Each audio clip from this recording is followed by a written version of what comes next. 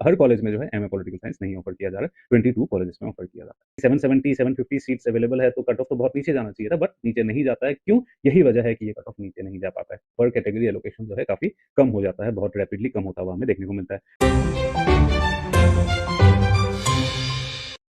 Thumbnail और title से clear है कि आज हम बात करने वाले हैं दिल्ली यूनिवर्सिटी के बारे में। दिल्ली यूनिवर्सिटी में एमए पॉलिटिकल साइंस के रिगार्डिंग आज सारी चीजें डिकोड करके बताऊंगा। कौन कौन से एफिलिएट कॉलेजेस में ये कोर्स अवेलेबल है, क्या सीट मैट्रिक्स है, क्या प्रीवियस ईयर कट ऑफ था, इस साल क्या प्रोबेबल हो सकता है, और फाइनली अपना पर्सनल ओपिनियन भी दूंगा एडवांटेजेस एंड डिसएडवांटेजेस के बारे में। तो चलो टाइम वेस्ट किए बिना फटाफट शुरू करते हैं। जो भी चीजें वीडियो में देखते हो, अगर वो चीज अच्छी लगती है तो वीडियो को लाइक कर दिया करो, और कोई भी अगर डाउट्स होते हैं तो कमेंट में मेंशन कर दिया करो। तुम लोगों को पता ही है कि मैं पर्सनली एंगेज करता हूँ कमेंट्स के साथ, और तुम लोगों को उसी हिसाब से न्यू वीडियोस भी लाते रहता हूँ। यूनिवर्सिटी ऑफ दिल्ली का ये अच्छा है कि सारा इन्फॉर्मेशन जो है एक जगह सेंट्रलाइज तुम लोग जाके एक्सेस कर सकते हो। उनका जो एडमिशन पोर्टल है, स्क्रीन पे मैंने लिख भी दिया है कि admissions.uod.ac.in जो वेबसाइट है, वहां से सेंट्रलाइज सारा इन्फॉर्मेशन तुम्हें एक ही जगह मिल सकता है। और प्रीवियस ईयर के आर्काइव्स के थ्रू जाके भी तुम प्रीवियस ईयर इन्फॉर्मेशन भी वहां चेक कर सकते हो। तो इसीलिए कोई भी डाउट हो, कोई भी कंफ्यूजन हो, तो फाइनल रेफरेंस पॉइंट तुम्हारा होना चाहिए यूनिवर्सिटी ऑफ दिल्ली का एडमिशन पोर्टल। ठीक है, अब इस वीडियो में हम क्या करेंगे, हम सिर्फ 2 ईयर पोस्ट ग्रेजुएट प्रोग्राम के बारे में ही बात करेंगे।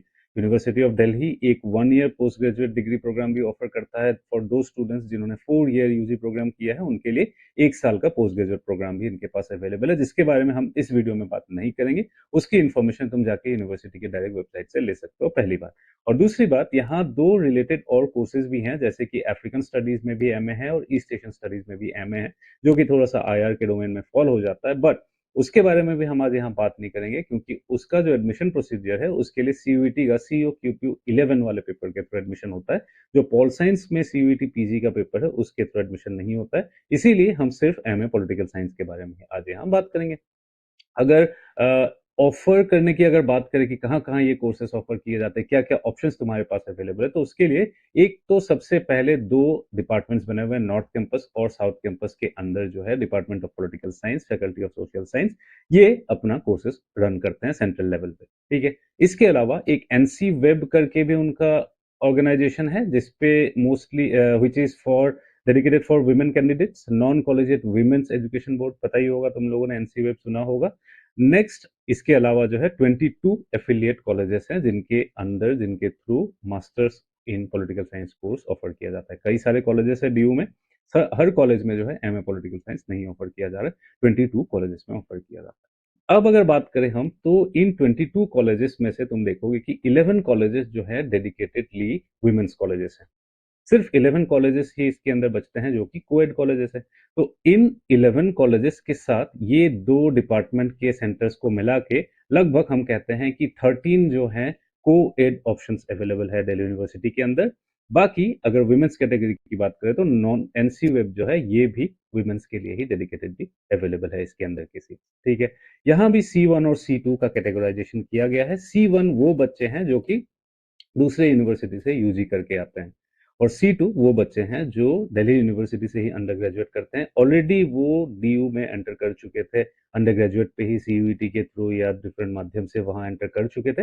अब उन्हीं स्टूडेंट्स को कंटिन्यू करना है अगर मास्टर्स इन दिल्ली यूनिवर्सिटी, तो वो C2 कहलाएंगे। और कट ऑफ में काफी ज्यादा डिफरेंस देखने को मिलेगा तुम्हें। अब आगे जाके जब मैं डिस्कस करूंगा तो तुम्हें देखने को मिलेगा कि कट ऑफ में काफी ज्यादा डिफरेंसेस है। सीट की क्या एलोकेशन है उसके बारे में भी नेक्स्ट स्लाइड में जाकर मैं बात करूंगा। ठीक है, और कट ऑफ अगर देखना चाहते हो 2025 के कट ऑफ के लिए ये लिंक मैंने यहाँ मेंशन कर दिया है। इसका पीडीएफ वहाँ अवेलेबल होता है, उसको जाकर डाउनलोड करके पिछले साल के कट ऑफ तुम लोग चेक कर सकते हो। जैसे कि मैंने बताया कि for final last reference point आपको डायरेक्ट वेबसाइट से ही ली हुई चीजें देखनी है। बाकी कोई भी कह रहा है, मैं कह रहा हूँ, चाहे कोई भी और दूसरा इंस्टीट्यूशन ऑर्गेनाइजेशन कह रहा है, चाहे उसके जितने भी हजारों सब्सक्राइबर्स हो, फॉलोअर्स हो, व्यूज हो, उससे मैटर नहीं करता है। ऑथेंटिक फाइनल लास्ट अथॉरिटी जो होने वाला है दिल्ली यूनिवर्सिटी का अपना ऑफिशियल प्रोस्पेक्टस और उनका ऑफिशियल वेबसाइट। तो हमेशा फाइनली वहां जाके क्रॉस चेक करना मत भूलना, चाहे किसी की भी वीडियो तुम देख रहे हो। ठीक है, सीट मैट्रिक्स की बात करते हैं 2026 की। ये प्रोस्पेक्टस में ही मेंशन किया गया हुआ है, और इसीलिए मैंने अपने तरफ से इस पे कुछ भी लिख के नहीं डाला है, सीधा सीधा डायरेक्टली जो स्क्रीनशॉट है उसी स्क्रीनशॉट को लेके मैंने यहाँ डाला है। ठीक है, पहला जो यहाँ कॉलम देख पा रहे हो लेफ्ट साइड की तरफ, ये है C1 का कॉलम। C1 कौन है? वो बच्चे जो दिल्ली यूनिवर्सिटी के बाहर के बच्चे हैं जिन्होंने दिल्ली यूनिवर्सिटी में यूजी नहीं किया है, ये है C1 कैटेगरी। और यहाँ जो बना हुआ है ये है C2 कैटेगरी। C2 कैटेगरी में कौन आएंगे? C2 कैटेगरी में वो बच्चे आएंगे जिन्होंने दिल्ली यूनिवर्सिटी से ही जो है अपना अंडर ग्रेजुएट कंप्लीट किया है। अब अगर सीट एलोकेशन की बात करें तो department of political science north campus, अगर टोटल सीट्स की मैं बात करूं अप्रोक्सीमेटली दिल्ली यूनिवर्सिटी में 770 के आसपास सीट्स तुम्हें देखने को मिलेंगे। ठीक है, इन 770 सीट्स को इक्वल हाफ्स में ऑलमोस्ट डिवाइड किया गया हुआ है बिटवीन C1 एंड C2। तो इसीलिए C1 C2 के दोनों में ही लगभग देखोगे 350 से लेके 360 तक के अप्रोक्सीमेट सीट्स जो हैं C1 कैटेगरी को मिला गया हुआ है, और अप्रोक्सीमेटली उतने ही सीट्स जो है C2 कैटेगरी के लिए रखे जा चुके हैं। और फिर फर्दर C1 C2 के अंदर भी जो है फर्दर क्लासिफिकेशंस किए गए हुए हैं कि C1 के यूआर कैंडिडेट्स जो हैं या फिर C1 के ओबीसी कैंडिडेट्स के लिए रखे गए हुए हैं, C2 के उसी तरह से ओबीसी कैंडिडेट्स के लिए रखे गए हुए हैं, C2 के SC ST कैंडिडेट्स के लिए रखे गए हुए हैं। तो ये इस तरह का डिफरेंशिएशन देखने को मिलता है। तो इसीलिए ऊपर से देखने में या सुनने में हालांकि हमें लगता है कि मोर देन 750 सीट्स अवेलेबल है, बट जब वो बट जाएंगे सीट्स C1 C2 में डिवाइड हो जाएंगे, उसके बाद फिर फर्दर जो कैटेगरीज हैं उसमें फर्दर डिवाइड हो जाएंगे, तो उसके बाद देखोगे कि पर यूनिट एलोकेशन जो है, पर कैटेगरी एलोकेशन जो है काफी कम हो जाता है, बहुत रैपिडली कम होता हुआ हमें देखने को मिलता है। ठीक है, तो अगर सीट एलोकेशन की, सीट अवेलेबिलिटी की इस साल की बात करें जो उन्होंने डिक्लेयर किया है कि, और उन्होंने ये भी कहा है कि सीट की जो एलोकेशन यहाँ दिख रहा है तुम्हें वो शायद चेंज भी हो सकता है, क्योंकि कॉलेजेस के एंड से ये रिक्वायरमेंट दिल्ली यूनिवर्सिटी के पास सेंट्रलाइज पहुंचती है, उसके बाद वो प्रोस्पेक्टस में उसको सबके सामने लेकर आते हैं। और उनका ये भी कहना है कि ये जो एलोकेटेड सीट्स हैं ये कम या ज्यादा भी हो सकते हैं depending on the feedback that is coming from the colleges. ठीक है, अगर नॉर्थ कैंपस की बात करें तो वही सेम देख रहे हो तुम। C1 कैटेगरी अनरिजर्व में 38 सीट्स हैं, C2 कैटेगरी अनरिजर्व में भी जो है 37 सीट्स तुम्हें देखने को मिलता है, और बहुत क्लियरली स्क्रीनशॉट पे सारा ही दिख रहा है। I am not going to read out everything. Unreserved की ही अगर बात करें ऑल टोटल तो department of political science south campus में तुम देखोगे 25 सीट्स हैं, और कॉलेजेस में देखोगे बहुत कम कम सीट्स है, 3 4 5 इसी तरह की सीट्स हैं। जो एफिलिएट कॉलेजेस है उनमें बहुत ज्यादा सीट्स नहीं है, इसीलिए क्या है कि कट ऑफ जो है बहुत ज्यादा कम नहीं होता है। हालांकि 770 750 सीट्स अवेलेबल है तो कट ऑफ तो बहुत नीचे जाना चाहिए था, बट नीचे नहीं जाता है। क्यों? यही वजह है कि ये कट ऑफ नीचे नहीं जा पाता है, क्योंकि एफिलिएट कॉलेजेस में एक्चुअली बहुत कम कम सीट्स हैं और एप्लीकेंट्स बहुत ज्यादा हो जाते हैं।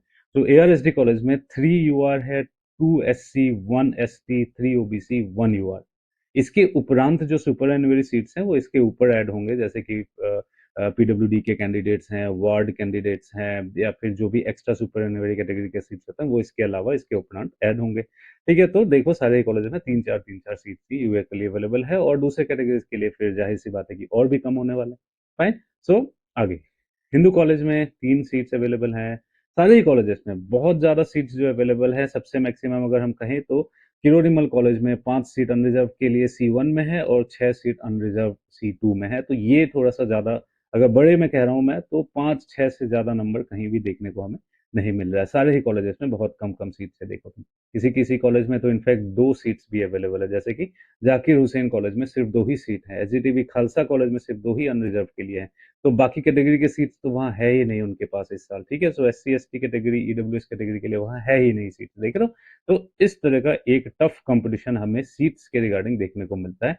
क्लियरली प्रोस्पेक्टस में लिखा हुआ है, वहां से जाके तुम लोग चेक करो तो सारी डिटेल तुम लोगों को फाइनली मिल जाएगी। ठीक है, सारे ही कॉलेजेस में देख पा रहे हो तुम लोग 3 सीट 4 सीट 3 सीट 3 सीट इसी तरह के सीट्स रखे हुए हैं, क्योंकि और जब सीट कम होगा अनरिजर्व कैटेगरी के लिए तो बाकी सीट भी डेफिनेटली कम होंगे। यहाँ देख रहे हो EWS के लिए 0 सीट दिया हुआ है गार्गी कॉलेज के अंदर। ठीक है, वही अगर यहाँ देखो OBC के लिए 2 सीट्स दिए हुए, तो इस तरह का एलोकेशन तुम्हें देखने को मिलेगा। और यहाँ जिसपे W लिखा हुआ है वो सारे वुमेन्स कॉलेजेस हैं, दौलत राम वुमेन्स कॉलेज है, गार्गी वुमेन्स कॉलेज है। ठीक है, कईयों को पता होगा, ऑलरेडी सुना होगा नाम, IP कॉलेज वुमेन्स कॉलेज है, कॉलेज जो कि काफी प्रीमियर कॉलेज माना जाता है। वहाँ टोटल 3 सीट्स अवेलेबल है C1 के लिए, 3 सीट्स अवेलेबल है C2 के लिए। फॉर अनरिजर्व कैटेगरी 3 4 5 6 7 8 और लगभग 9 10 11 12 13 14 15 16 सीट ही टोटल अवेलेबल है हिंदू कॉलेज में। तो समझ सकते हो किस तरह का हाई कंपटीशन होने वाला है।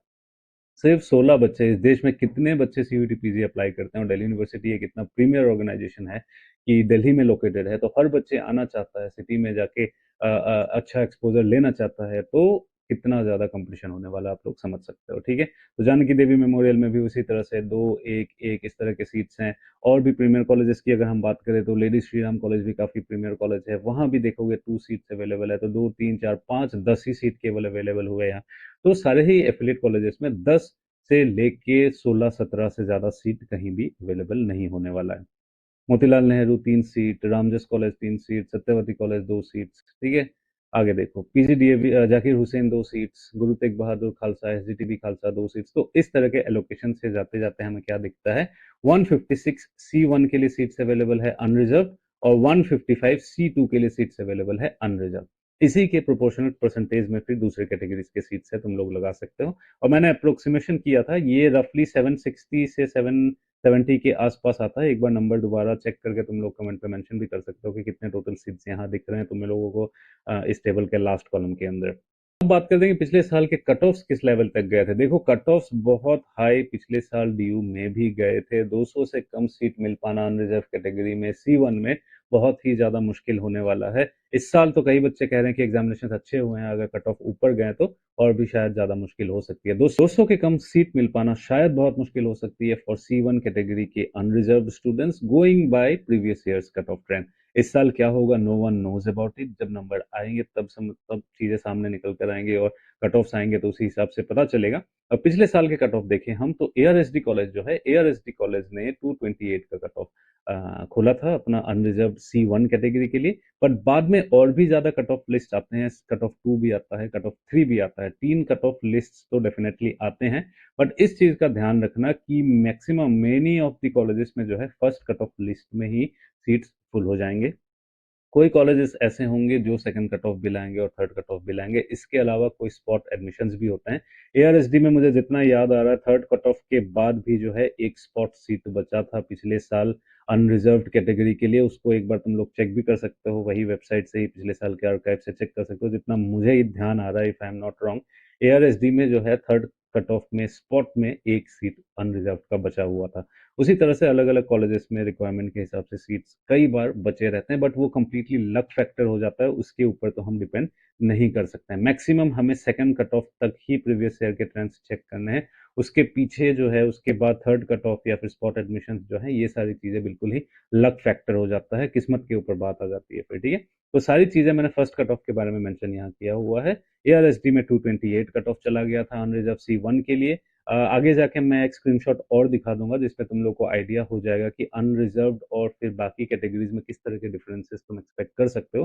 पिछले साल हमने देखा था कि अनरिजर्व्ड और OBC के बीच लगभग 15 से 17-18 नंबर तक का डिफरेंस कई कॉलेजेस में आया था, वो तुम स्क्रीनशॉट से देख सकते हो, और वहाँ जो वेबसाइट पे अवेलेबल है कट ऑफ, वहाँ से भी जाके तुम अपने रेस्पेक्टिव कैटेगरी वाइज चीजें चेक कर सकते हो।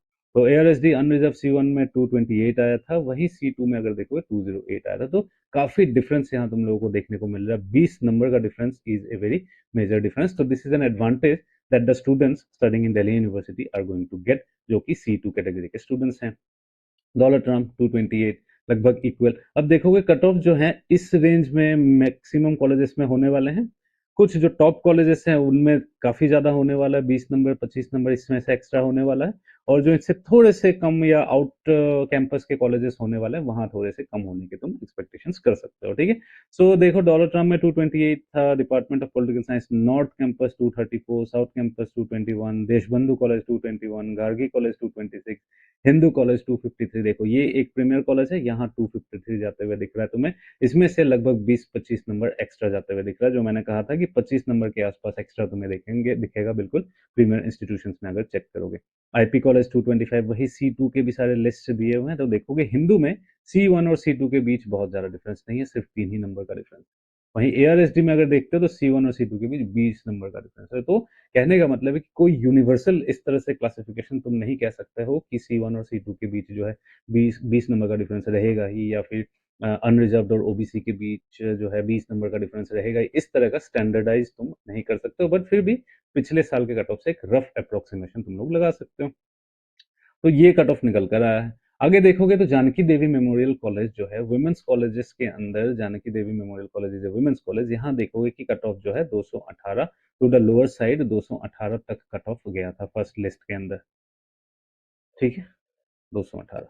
ये माता सुंदरी कॉलेज है, इसमें 218 260 का क्या मतलब है, 207 का क्या मतलब है कि ये सेकंड या थर्ड कट ऑफ में कहीं जो है 207 तक ये गया होगा। मतलब माता सुंदरी कॉलेज में 207 नंबर 207 मार्क्स तक जो है लास्ट ईयर एडमिशन हो गया था अनरिजर्व C1 कैटेगरी में लड़कियों का वुमेन्स कैटेगरी में, क्योंकि ये वुमेन्स कॉलेज है। कोविड में भी बताऊंगा थोड़ी देर बाद जाके कि लोएस्ट मार्क कितना गया हुआ था। 198 190 जो है C2 कैटेगरी वुमेन्स कैंडिडेट के लिए लास्ट ईयर गया हुआ था lowest mark Mata Sundari college में 190। ठीक है, ये शायद मुझे एग्जैक्टली में अभी नहीं याद है, मुझे सेकंड या थर्ड किसी कट ऑफ के अंदर ये इतना स्कोर गया होगा। ठीक है, अब अगर कोविड लेवल पे मैं बात करूं तो पीजीडीएवी कॉलेज में जो है लास्ट ईयर सबसे कम कट ऑफ गया था 208 का कट ऑफ गया था थर्ड कट ऑफ लिस्ट के अंदर C1 कैटेगरी के लिए। ठीक है, पिछले साल अगर आपने यूनिवर्सिटी ऑफ दिल्ली से यूजी नहीं किया था, कहीं बाहर दूसरे यूनिवर्सिटी से यूजी किया था और सीयूटी पीजी के थ्रू दिल्ली यूनिवर्सिटी में आप पिछले साल मास्टर्स करना चाह रहे थे पॉलिटिकल साइंस में, तो 208 नंबर मिलने वाले बच्चे के लिए भी एक ऑप्शन रखा गया था पीजीडीएवी कॉलेज में, थर्ड कट ऑफ में 208 तक आया था। वही अगर C2 की बात करो तो as low as 191 marks third cut off के अंदर गया था पीजीडीएवी कॉलेज में। इस साल के अप्रोक्सीमेशंस लगा सकते हो, अगर 10-10 नंबर बढ़ते हैं तो ये 201 जा सकता है, अगर 5-5 नंबर घटते हैं तो ये और नीचे भी जाने की पॉसिबिलिटीज हो सकती है। अब अगर यहाँ मैं दिखाऊं आप लोगों को, एक एक मैंने स्क्रीनशॉट और डाल दिया है, ये स्पेसिफिकली दौलत राम कॉलेज का ही है, क्योंकि दौलत राम कॉलेज का जो है एक ही पेज के अंदर सारा इन्फॉर्मेशन था, तो स्क्रीनशॉट लेने के लिए मेरे लिए आसान हो रहा था, यही वजह है, और कोई वजह नहीं है कि मैंने दौलत राम को यहाँ दिखाया है। दौलत राम कॉलेज, ये स्क्रीनशॉट मैंने इसीलिए दिखाया ताकि तुम लोग जो ये अनरिजर्व कैटेगरी का कट ऑफ है और ओबीसी या फिर अपने रिस्पेक्टिव कैटेगरी के जो कट ऑफ्स हैं उसका एक अप्रोक्सीमेशन लगा सकते हो। ठीक है, कि यूआर C2 और C2 EWS में सिर्फ एक ही नंबर का डिफरेंस था। ठीक है, तो इतना ये सोच के मत बैठना कि मैं EWS कैटेगरी में हूँ, अगर 220 का एडमिशन हो जाएगा तो 205 में मैं बैठा हूँ मेरा भी एडमिशन हो जाएगा, शायद ना हो, क्योंकि डिफरेंस देख रहे हो एक ही नंबर का। वहीं अगर ओबीसी की बात करें तो 199 से 216, तो लगभग 17 नंबर का डिफरेंस है। ठीक है, तो एक अप्रोक्सीमेशन तुम लगा के चल सकते हो कि 220 अगर अनरिजर्व कैटेगरी का आता है तो शायद 200 तक तुम्हारा आ जाएगा, बट ऐसा नहीं होगा कि 170 में ही तुम्हें एडमिशन मिल जाएगा। ठीक है, तो दिस काइंड ऑफ थिंग्स, इस अप्रोक्सीमेशन को लगा पाने के लिए मैंने ये स्क्रीनशॉट यहाँ मेंशन कर दिया। ठीक है, तो यही है, बहुत सीधा इन्फॉर्मेशन है। Delhi university is very clear about all of these things, clearly सारी चीजें मेंशन है, कोई कंफ्यूजन नहीं होनी चाहिए। इनफैक्ट इस वीडियो की रिक्वायरमेंट ही नहीं होनी चाहिए थी, बट क्योंकि मैं बना रहा था बाकी यूनिवर्सिटीज के आगे, अब लाइन में साउथ एशियन यूनिवर्सिटी है उसका भी बनाऊंगा, इसीलिए मैंने इसको क्रिएट कर दिया। अब फाइनली एंड करते वक्त मैं अपने पर्सनल कुछ ओपिनियन देना चाहता हूँ कि किन वजह से मुझे दिल्ली यूनिवर्सिटी अच्छा लगता है, किन वजह से मुझे दिल्ली यूनिवर्सिटी थोड़ा सा नहीं अच्छा लगता है। तो सबसे इंपॉर्टेंट जो है एडवांटेज की अगर मैं बात करूं दिल्ली यूनिवर्सिटी में, इसका लोकेशन है, क्योंकि ये नेशनल कैपिटल दिल्ली के अंदर लोकेटेड है और दिल्ली में ही जो तुम लोग देखोगे बहुत सारे अपॉर्चुनिटीज भी हैं सोशल साइंसेज के रिगार्डिंग। स्पेसिफिकली अगर पॉलिटिकल साइंस की मैं बात करूं तो बहुत सारे think tanks and research institutions Delhi में ही बेस्ड हैं। बहुत सारे गवर्नमेंट ऑर्गेनाइजेशंस जो कि इंटर्नशिप्स वगैरह प्रोवाइड करते हैं, जो कि रेगुलर सेमिनार्स कॉन्फ्रेंसेस प्रोवाइड करते हैं, स्कॉलरशिप इंफॉर्मेशन प्रोवाइड करते हैं, वो चीज़ें भी दिल्ली के अंदर मैक्सिमम तुम्हें देखेंगे सिचुएटेड। और जो भी रिसर्च के लिए फैसिलिटीज है, जैसे कि लाइब्रेरीज नहीं, जैसे कि ICWL लाइब्रेरी हो गया, जिस तरह के नेशनल आर्काइव्स हो गया फॉर एग्जांपल, इस तरह के जो ऑर्गेनाइजेशन है जिनके ऊपर बेस करके तुम अपने रिसर्च को कर सकते हो, उस तरह के ऑर्गेनाइजेशन इंस्टीट्यूशंस भी जो है दिल्ली में सिचुएटेड मोस्टली हमें देखने को मिलते हैं। इसीलिए as a career prospect, as a scope जो है आप दिल्ली में ज्यादा देख पाते हो इन सब चीजों की।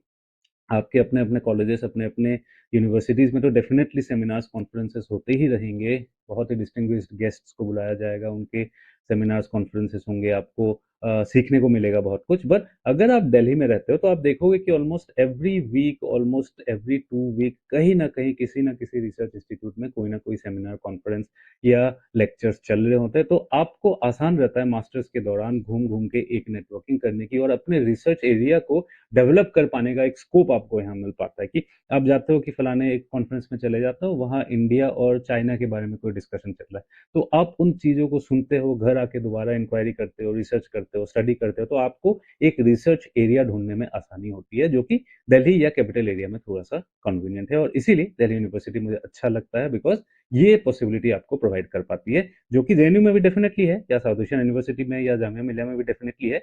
ये सबके लिए जाएगा जो कि नेशनल कैपिटल रीजन में सिचुएटेड यूनिवर्सिटीज हैं। ये कंपैरेटिव, एक अगर मैं कहूँ कि कंपैरेटिवली थोड़ा-सा मुझे ये लगता है कि जो कैंपस लाइफ, एक जो होलिस्टिक एक कैंपस लाइफ, एक क्लोज्ड कैंपस में रहने का जो एक होलिस्टिक एक्सपीरियंस होता है, जो कि आपको जेएनयू या फिर साउथ एशियन यूनिवर्सिटी जैसे जो रेसिडेंशियल कॉलेजेस हैं, रेसिडेंशियल यूनिवर्सिटी कैंपसेस हैं, वहाँ मिलता है, वो आपको दिल्ली यूनिवर्सिटी में नहीं मिल पाता है to a great extent, unless you get hostel seats. बहुत जेएनयू में आपका हो जाता है तो हाई प्रोबेबिलिटी है कि आपको हॉस्टल कहीं ना कहीं मिल ही जाने वाला है। और आपने देखा है कि हॉस्टल के एक्सपेंसेस बहुत कम है। और एक्सपेंसेस के साथ साथ जो एक होलिस्टिक लिविंग एक्सपीरियंस होता है पोस्ट ग्रेजुएट लेवल में, सिर्फ क्लासरूम में सीखना ही इज नॉट एनफ। पूरे कैंपस से आपको कुछ सीखने को मिलता है, आप एक कल्चर डेवलप करते हो। वो चीज जो है डीयू में थोड़ी सी मिसिंग मुझे थोड़ा सा देखने को मिलता है, क्योंकि कॉलेजेस जो है स्कैटर्ड तुम्हें देखने को मिलेगा। जैसे कि फॉर एग्जाम्पल अगर तुम देशबंधु कॉलेज में जाते हो या किसी भी दूसरे कॉलेज में चले जाते हो, तो ये कॉलेज जो है तुम्हें कैंपस का एक क्लोज्ड एक्सपीरियंस जो है वो नहीं देगा, क्योंकि तुम सुबह से शाम तक क्लास करोगे, शाम को घर चले जाओगे, ठीक है। बट अगर कोई रेसिडेंशियल कैंपस में करते हो तो वहीं क्लासेस भी करोगे, शाम को जाओगे, शाम को भी डिस्कशंस होंगे, हॉस्टल पहुंचोगे, हॉस्टल में भी कुछ ना कुछ डिस्कशन होते हुए तुम्हें दिखेंगे, सीनियर्स दिखेंगे तुम्हें जो शायद कोई कॉम्पिटिटिव एग्जाम्स की प्रिपरेशन कर रहे होंगे, एक अपने अपने डिफरेंट चीज़ों में एंगेज होंगे। तो एक वाइब्रेंट जो एनवायरनमेंट मिलता है रेसिडेंशियल कैंपसेस में, स्पेसिफिकली पोस्ट ग्रेजुएट और रिसर्च लेवल में, जो कि बहुत ही ज़्यादा रेलिवेंट हो जाता है, वो चीज़ थोड़ा सा यहाँ तुम लोगों को मिसिंग होते हुए दिखेगा। बाकी एजुकेशन तो टॉप नॉच है ही, कंट्री का one of the top universities में दिल्ली यूनिवर्सिटी है, सेंट्रल यूनिवर्सिटी है। स्कॉलरशिप्स जो भी तुम अप्लाई करोगे वो सारे स्कॉलरशिप्स तुम्हें अवेलेबल होंगे, तुम ले सकते हो डीयू के अपने, रिकॉग्नाइज्ड है बहुत ज़्यादा, हर जगह से तुम्हें रिकॉग्निशन मिलने वाली है, एक्सपोजर मिलने वाला, जो all of those things are there, ठीक है। तो आई होप चीज़ें समझ में आई होगी, समझ में आया है तो चाहे वीडियो को लाइक कर देना, और यार दोस्तों के साथ शेयर भी कर सकते हो। नेक्स्ट वीडियो में लेकर आऊंगा साउथ एशियन यूनिवर्सिटी के बारे में, ठीक है। So all the best.